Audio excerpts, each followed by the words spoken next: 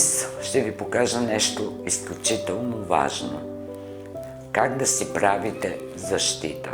Защото който се пази, и Господ го пази. Предполагам, на много хора им се е случвало, говорят с някого, този човек си тръгва и казва: ах, колко ми е хубаво с теб. От една страна вие сте доволни, че на този човек му е хубаво, но от друга страна той като си тръгне и вие се чувствате без сили. Това не трябва да се случва.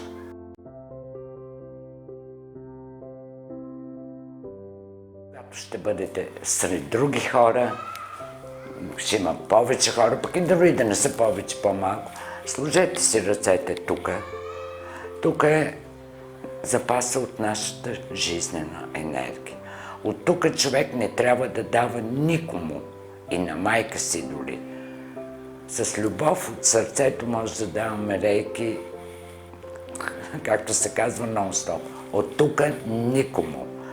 Слагате си ръцете тук и ако няма възможност на глас, си казвате на ум: цялата моя жизнена енергия е с мен. От тук никому не давам. Вие нареждате на енергията. Енергията следва мисълта. Затова е толкова важно какво мислиме, какво казваме, че някои думички даже на шега не трябва да бъдат казани. Те носят убийствен заряд в себе си. Така че това е много простичък метод, но дава резултати.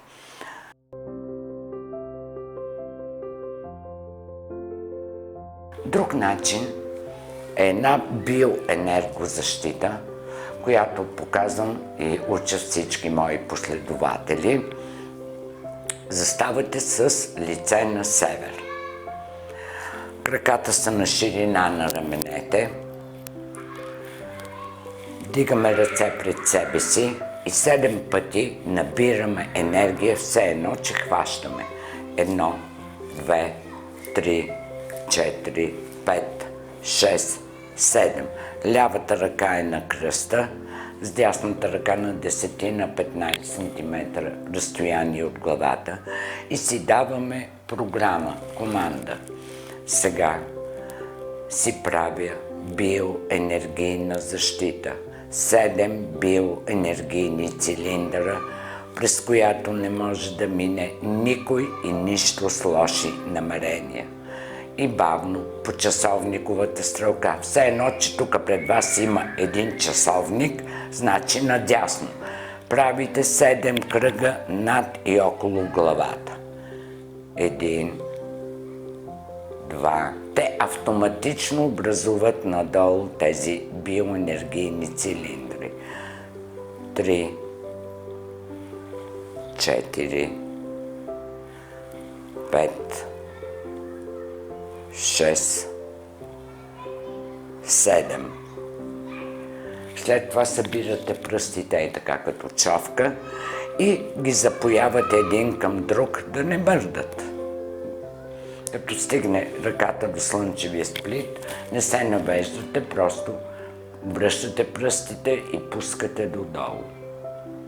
И най-накрая само веднъж правите едно покривче отгоре, защото ги има някои, в кавички, големи специалисти, могат да се мъкнат и отгоре. Веднъж седмично трябва да смените тази защита, защото всичко негативно е полепнало по тези цилиндри, като черен облак около вас. Първо махате покривчето, изчиствате, изгаляте. След това по същия начин, по който сте запоили, разпоявате. И вече обратно на часовниковата стрелка, значи наляво, махате първия, изчиствате, изгаляте. Махате втория, трети, четвърти, пети, шести, седми. И веднага правите нова защита. Това е нещо много съкровено, което споделям с всички вас. Всички мои ученици ги уча и на тази защита. Благодаря.